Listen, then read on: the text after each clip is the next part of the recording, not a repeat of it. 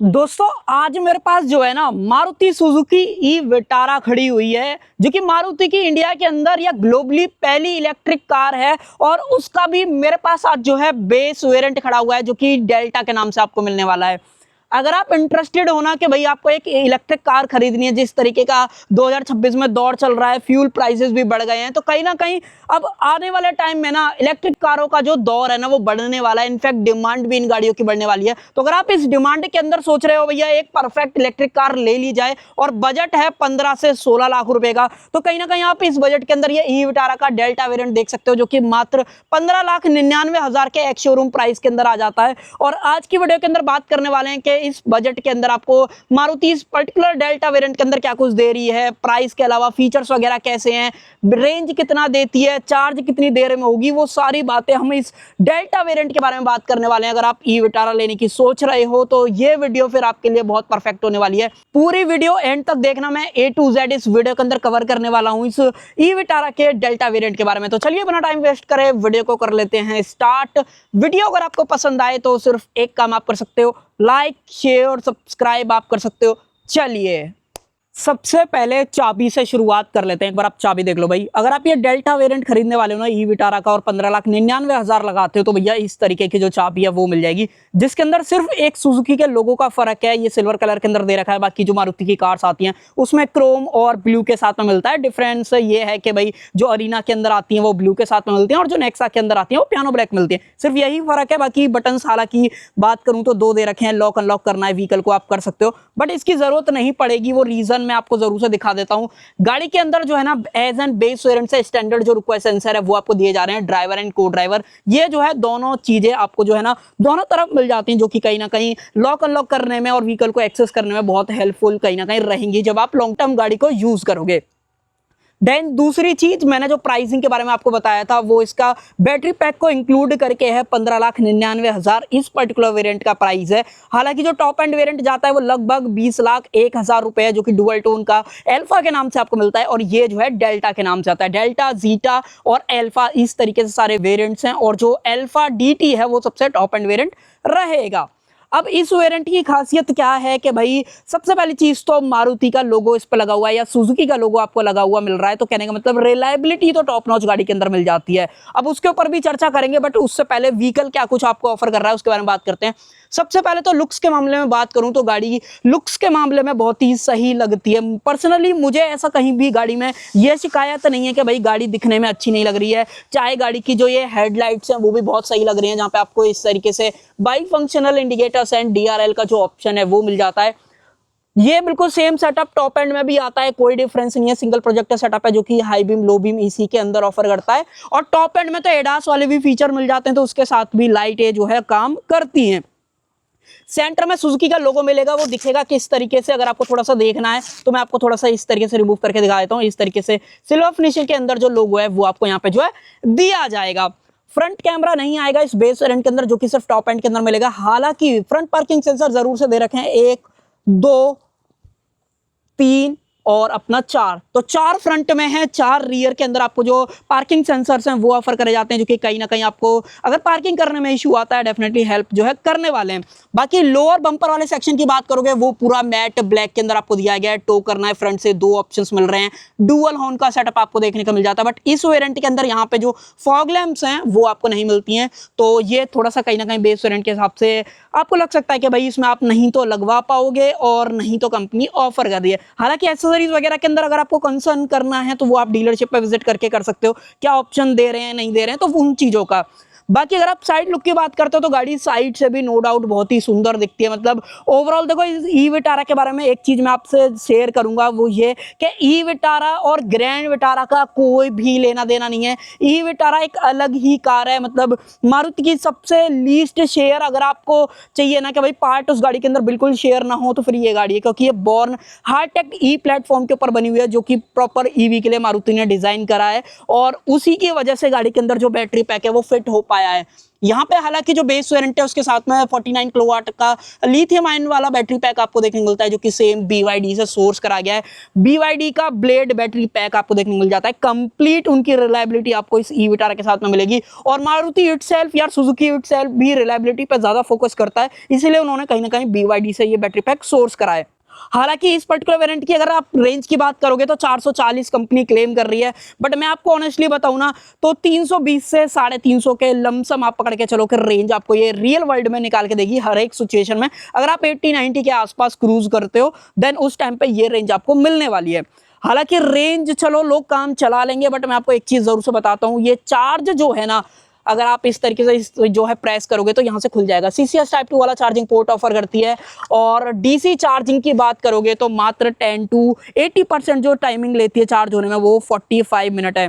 Maximum company का कहना यह है कि 70 किलोवाट के DC चार्जिंग को सपोर्ट करती है, बट मुझे ऐसा लगता है कि मारुति को थोड़ा सा इसकी चार्जिंग स्पीड पे काम करना चाहिए था। आजकल बहुत सारी गाड़ियां 100-120 को सपोर्ट कर रही हैं, महिंद्रा की 180 सपोर्ट कर रही हैं, तो कहीं ना कहीं ज्यादा प्रैक्टिकल निकल के आता है। इतना बड़ा बैटरी पैक होने के बावजूद भी भाई ये चार्जिंग सपोर्ट नहीं कर रही है इतनी फास्ट जो बाकी ब्रांडों की कर रहे हैं। तो एक चीज ये है, हालांकि इसके अंदर कुछ चीजें और बेटर हैं। अगर आप उसके बारे में जानोगे तो एक लाइट मिल जाती है जो कि चार्जिंग का इंडिकेशन शो करती है।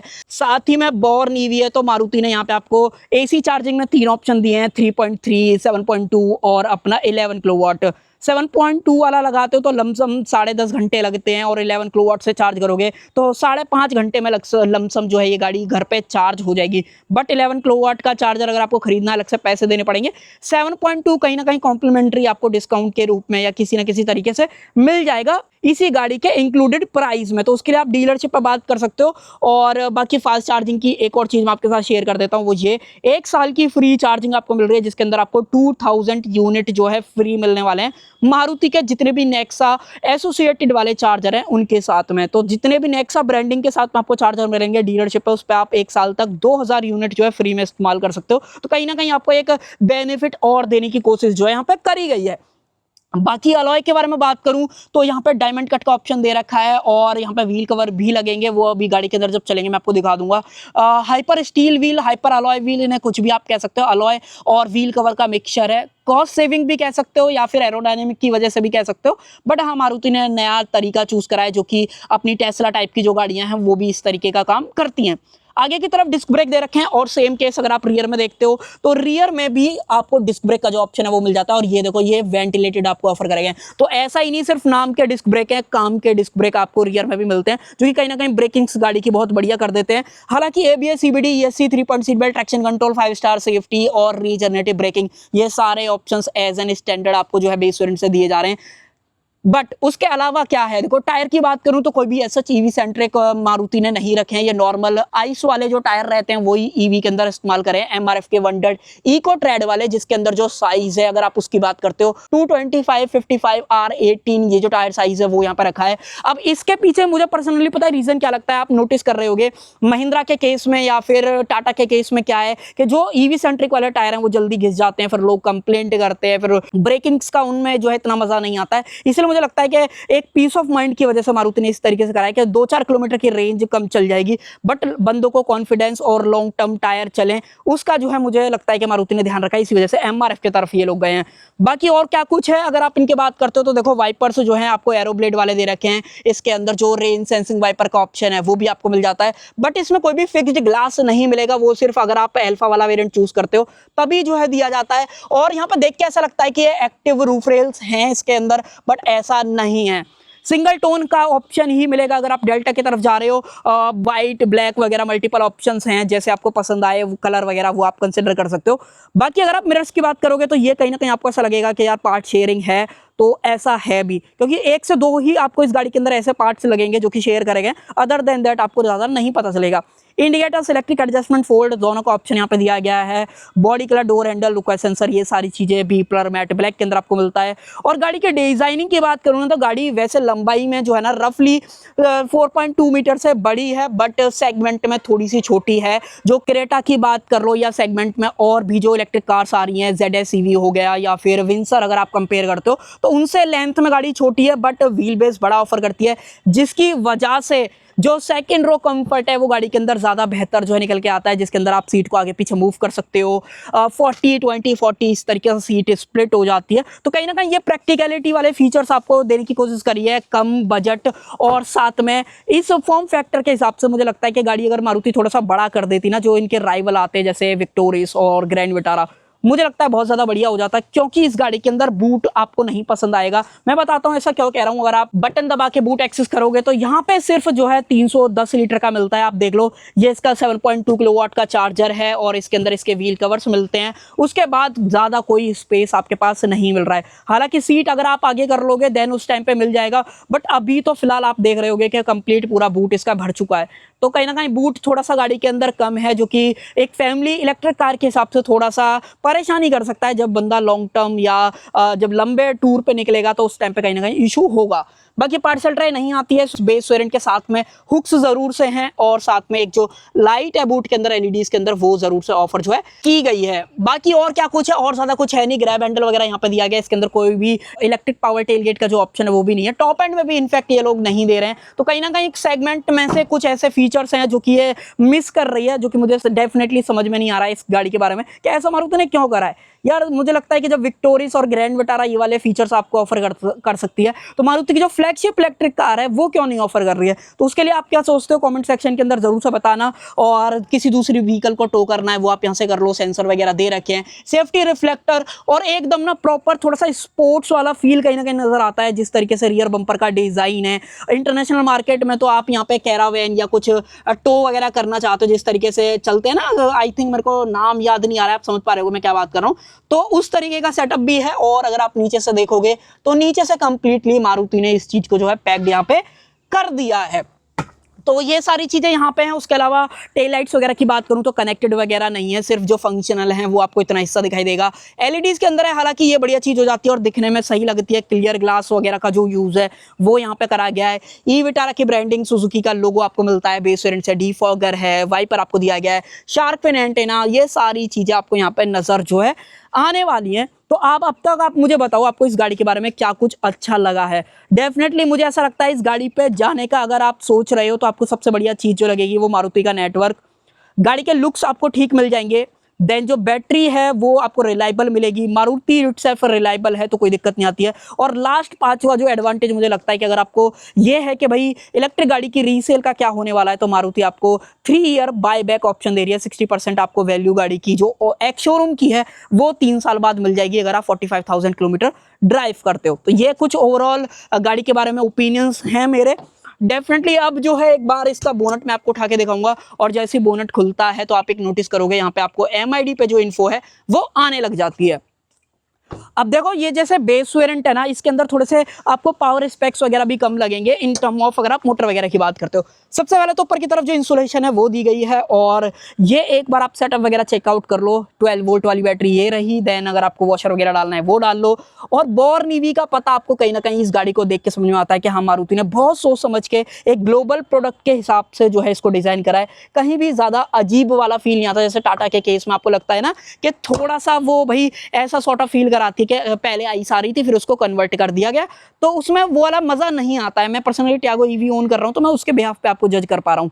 देन मोटर वगैरह के बारे में बात करते हैं तो देखो सेगमेंट में जितने भी ब्रांड आ रहे हैं वो single phase permanent synchronous motor offer कर रहे हैं, बट इसके साथ में जो है आपको 3 फेस परमानेंट सिंक्रोनस मोटर आपको देख मिलती है, जो कि कहीं ना कहीं मारुति ने कुछ अलग करने की कोशिश करी है। इसके साथ में जो पावर आउटपुट है वो है 105 किलोवाट की और जो BHP में पावर निकालती है 142 BHP की पावर और 193 न्यूटन मीटर का टॉर्क। पावर स्पेक्स भी सेगमेंट में आपको लगेंगे थोड़े से कम है क्योंकि नेक्सॉन वगैरह भी इससे ज्यादा पावर और टॉर्क आपको ऑफर करती है। तो जो थोड़ा सा मुझे अजीब लगता है इस गाड़ी के बारे में कि मारुति को थोड़ा सा इन सारी चीजों पे जो ब्रांड इंडिया में ऑलरेडी ऑफर कर रहे हैं तो उनसे थोड़ा सा बेहतर देना चाहिए था। क्लेम रेंज मैंने आपको बताई दी, जो प्रैक्टिकल रेंज है वो भी मैंने आपके साथ जो है शेयर कर ही दी है। बाकी अब आपको ऐसा कुछ लगता है जो मुझसे रह गया है तो डेफिनेटली कमेंट सेक्शन खुला हुआ पूछ लेना। अब इंटीरियर के बारे में बात करेंगे कि इंटीरियर कैसा है गाड़ी का, इंटीरियर आपको बढ़िया लगेगा नहीं लगेगा, आओ उसके बारे में बात करते हैं। देखो भाई गाड़ी का इंटीरियर इसके किसी भी और कार से मिलता जुलता आपको नहीं लगेगा। चाहे गाड़ी की ये सीट्स हो, चाहे गाड़ी का ये सेंटर कंसोल हो, स्क्रीन सेटअप हो, ये बिल्कुल मिलता जुलता नहीं है। इनफैक्ट इसका तो स्टीयरिंग भी अलग है, आएंगे उसके ऊपर। बट सबसे पहले बेस वेरिएंट खरीद रहे हो तो यहाँ पे height adjustment recline angle change करना है, वो मैनुअल ऑप्शन दे रखा है। 7 एयरबैग बेस वेरिएंट से एज एन स्टैंडर्ड आपको दिए जा रहे हैं। डोर ट्रिम की बात करूं तो यहाँ पे ब्लैक का कॉम्बिनेशन ज्यादा है, ये थोड़ा सा आपको फैब्रिक का यूज दिया गया है। चारों पावर विंडोज हैं। चलो एक काम करते हैं, पहले मैं आपको एक बार चेक करके दिखाता हूँ। बटन को करते हैं इस तरीके से प्रेस। आई थिंक चाबी मेरे पास है इसलिए ये मना कर रहा है, तो चाबी को डाल देते हैं इधर की तरफ, दबाते हैं बटन, चालू हो चुकी है गाड़ी। तो देखो यहाँ पे आपको ऑटो डाउन का ऑप्शन मिलता है, वहां पे बात करें तो यहाँ पे भी ऑटो अप, ऑटो अप। तो कहने का मतलब ये है चारों डोर्स के अंदर आपको जो विंडोज हैं वो ऑटो अप ऑटो डाउन के साथ में मिलती हैं। तो कहीं ना कहीं ये भी बढ़िया चीज गाड़ी के बारे में हो जाने वाली है। आ जाते हैं अंदर की तरफ, अंदर बात करेंगे और दरवाजे को करते हैं लॉक, गाड़ी को करते हैं चालू। तो गाड़ी यहाँ पर रेडी के अंदर आ चुकी है और जैसे ही चालू होती है तो अपना जो स्टीयरिंग है वो लूज इनफ जो है हो जाता है। कुछ और चीजों के बारे में बात करें तो ये इसका पार्ट शेयर आपको लगने वाला है। इस गाड़ी के अंदर एम्बिएंट लाइट भी आपको ऑफर करी है जो कि सिंगल कलर ऑप्शन के साथ में आपको दी जाती है। ये पूरा सारा कुछ चेंज है। जो मिरर्स हैं अगर आपको उनको फोल्ड अनफोल्ड करना है, एडजस्ट करना है, वो सारे ऑप्शंस हैं। चाइल्ड लॉक का ऑप्शन दिया गया है, बोतल होल्डर, स्पीकर सिस्टम में 4 स्पीकर्स और 4 ट्यूटर का जो ऑप्शन है वो गाड़ी के साथ में मिलता है एज एन बेस वेरिएंट से, जो कि ठीक है। टॉप एंड में तो आपको जो इन्फिनिटी वाला सिस्टम है वो भी कंपनी जो है ऑफर करती है। अब एक बार आप डैशबोर्ड का लेआउट वगैरह चेकआउट करो, नो डाउट आपको सही लगेगा। ये देखने में तो हार्ड प्लास्टिक लगता है बट भाई ये दबता है। आपको ये प्रॉपर सॉफ्ट टच जो है यहाँ पे मिलने वाला है, जो कि कहीं ना कहीं बढ़िया चीज है। इनफैक्ट ये भी पूरा आपको सॉफ्ट टच दिया गया है, ये भी पूरा सॉफ्ट टच मिल जाता है। तो जगह जगह पे आपको जो सॉफ्ट टच का इस्तेमाल है वो गाड़ी के अंदर दिया गया है। देन उसी के साथ साथ अगर आप स्क्रीन की बात करते हो तो ये आपको 10.1 इंचेस की मिलती है और ये 10.25 इंचेस की आपको जो TFT स्क्रीन है वो यहाँ पे जो ऑफर की गई है।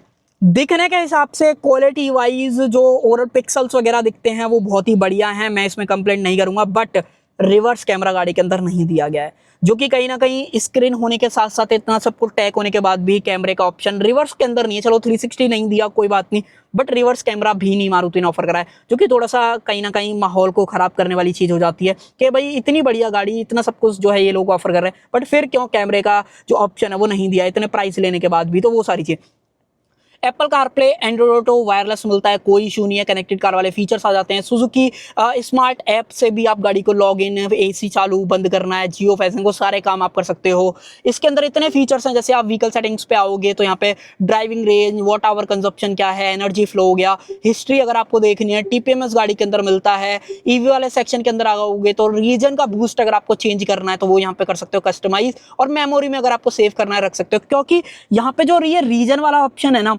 वो जो है कोई भी चेंज नहीं करता है। आप या तो ऑन कर सकते हो या ऑफ कर सकते हो, बट ये बढ़िया है। जैसे मैंने इसमें हाई में करा और अगर मैं इसको बंद करूंगा तो यहाँ पे देखो आ जाएगा इस तरीके से आई पेडल ड्राइव और यहाँ पे चला जाएगा। तो बंद चालू तो आप कर सकते हो बट ये कस्टमाइज जो है यहाँ से होएगा और इसकी मेमोरी को आप ऑन कर दो और अब नेक्स्ट टाइम मैं ऑन करूंगा तो आप देखोगे यहाँ पे इस तरीके से ये चालू जो है हो जाने वाला है। साथ ही में उसके अलावा कुछ और चीज़ों की बात करें, इसको करते हैं बैक, और यहाँ पे चार्ज वाला ऑप्शन है कि अगर आपको चार्जिंग पे लिमिट लगानी है, शेड्यूल करना है, मैक्सिमम करंट क्या होना चाहिए, ट्रैक्शन बैटरी का टेम्परेचर अगर आपको बढ़ाना है, सर्दियों का टाइम पे डेफिनेटली यहाँ पे बैटरी कूलिंग सिस्टम का जो ऑप्शन है वो भी दिया गया है। अगर आपको खुद से करना है कर लो, वैसे गाड़ी खुद से भी कर लेती है। सर्दियों का टाइम पे डेफिनेटली ये फीचर आपके कहीं ना कहीं काम में आने वाला है। प्री कंडीशनिंग एक तरीके का ऑप्शन दिया गया है।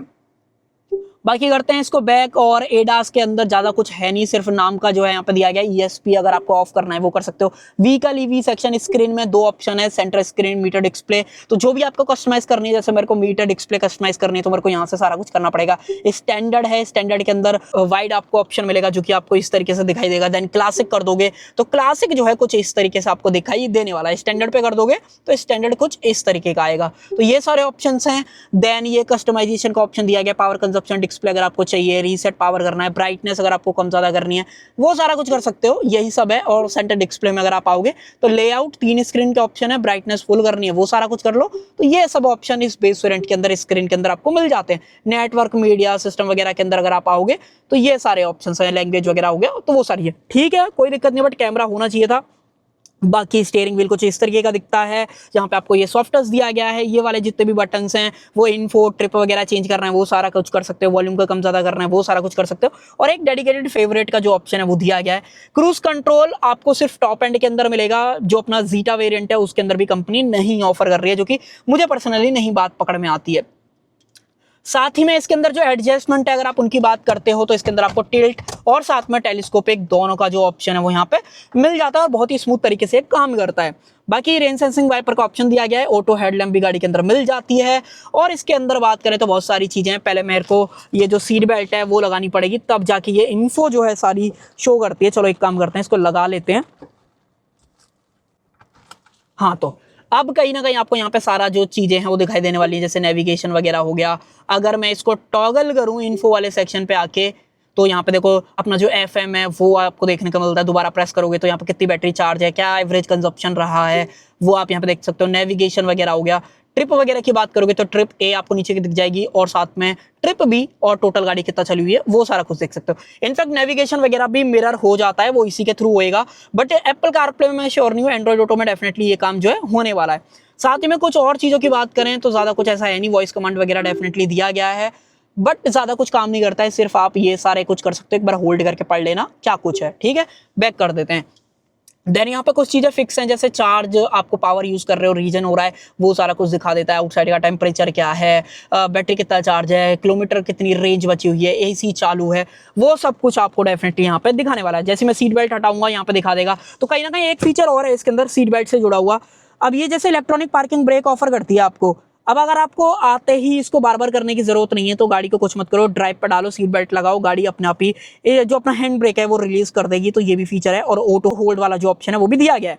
PRND वाला सारा ऑप्शन यहाँ से डलेगा। स्नो मोड है, ये मैंने आपको बता दिया। यहाँ पे जो पार्क वाला मोड है वो मिलता है। ड्राइव मोड के अंदर 3 ऑप्शंस हैं। यहाँ पे सिटी मोड है, स्पोर्ट मोड है और इको मोड है। सिर्फ यही जो मोड्स हैं आपको दिए गए हैं। 2 कप होल्डर्स, वायरलेस चार्जर वगैरह नहीं है। और जो कुछ जो AC के कंट्रोल्स हैं वो आपको यहाँ पे दिखने वाले हैं। ऊपर की बात करूं तो ये बढ़िया है कि भाई आपको ऑटो डिमिंग जो IRVM है वो बेस वेरिएंट से दिया जा रहा है, जो कि एक बढ़िया चीज हो जाती है। लाइटिंग की बात करूं तो वार्म वाइट जो लाइट है वो आपको यहाँ पे दे रखी है। सारी चालू करनी है, जैसे रियर की अभी चालू नहीं हुई है, बट हो जानी चाहिए, बट होती है। मैं आपको वो बता रहा हूँ। SOS इमरजेंसी का ऑप्शन मिलता है। यहाँ पर सनग्लास होल्डर नहीं है, सिर्फ माइक वाइक का जो ऑप्शन है वो दिया गया है। और जो रूफ लाइनर है वो अपना पूरा ब्लैक कलर के अंदर आपको जो है मिलने वाला है। साथ ही में अगर आप इसकी बात करते हो तो सीट बेल्ट जो है वो एडजस्टेबल दे रखी है, जो कि कहीं ना कहीं ठीक चीज हो जाती है। साथ ही में अगर आप इधर की तरफ बात करने वाले हो तो यहाँ पे वैनिटी मिरर, बट जो लाइट है वो नहीं मिलती है। और इनफैक्ट अगर आप इसको देखोगे तो ये एक्सटेंड भी जो है यहाँ पे नहीं होता है। ग्लोबॉक्स की बात करें तो सॉफ्ट ओपनिंग के अंदर मिलता है। और जो लाइट है अगर आप थोड़ा सा देख पाओगे अंदर की तरफ तो व्हाइट कलर के अंदर जो लाइट है, आई थिंक अब आपको ज्यादा रिफ्लेक्शन के अंदर दिख रही होगी। ये देखो भाई ऊपर दिख रही है, तो ये लाइट भी आपको ऑफर करी गई है। तो ये सारी चीजें जो हैं इस बेस वेरिएंट के अंदर आने वाली हैं। कुछ और चीजें भी हैं, जैसे कि अगर मैं आपको दरवाजा खोल के दिखाऊं तो आपको जो है सेंटर कंसोल के अंदर दिखने वाली है। जैसे कि बोर्न ईवी है तो भाई यहाँ पे जो स्टोरेज है वो आपको मिल जाता है। नीचे की तरफ कुछ चार्जिंग पोर्ट्स हैं, जैसे 12V का है। साथ में अगर आप यहाँ पे देखने वाले हो तो एक जो है अपना A टाइप दे रखा है और दूसरा जो है अपना C टाइप मिलता है। हालांकि कहीं भी फास्ट वगैरह का ऑप्शन नहीं है, जो कि थोड़ा सा 2026 के हिसाब से कहीं ना कहीं कमी वाली चीज जो है गाड़ी के बारे में होने वाली है। वन मोर थिंग, अगर आप आर्मरेस्ट की बात करते हो तो इतना कुछ जो स्टोरेज है वो आपको आर्मरेस्ट के अंदर मिलता है। ठीक है, काम चल जाएगा, कोई इशू नहीं है। बट ये स्लाइड वगैरह नहीं होती है, बट हाँ सॉफ्ट टच वगैरह है। और मुझे लगता भी नहीं आपको जरूरत जो है इसको एडजस्ट करने की यहाँ पे पड़ने वाली है। अब आ जाओ रियर में, दरवाजा जो है यहाँ से खुलेगा। और डोर के ओपनिंग की बात करूँ तो ठीक ओपनिंग है, कोई ऐसी परेशानी से रिलेटेड नहीं होगी। अब आ जाओ अंदर की तरफ, अंदर बात करते हैं।